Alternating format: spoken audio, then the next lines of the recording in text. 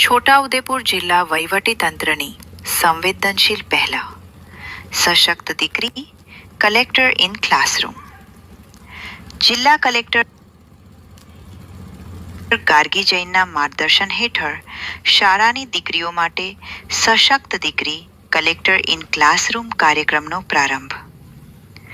છોટાઉદેપુર જિલ્લાની કિશોરીઓ અને દીકરીઓમાં અડગ આત્મવિશ્વાસ, શિક્ષણ, સ્વાસ્થ્ય અને નેતૃત્વના ગુણો ખીલે તેવા ઉમદા આશય સાથે જિલ્લા કલેક્ટર ગાર્ગી જૈનના પ્રેરણાદાયી માર્ગદર્શન હેઠળ જિલ્લા વહીવટીતંત્ર દ્વારા એક અનોખી પહેલ સશક્ત દીકરી કલેક્ટર ઇન ક્લાસરૂમ અભિયાનનો પ્રારંભ કરવામાં આવ્યો છે.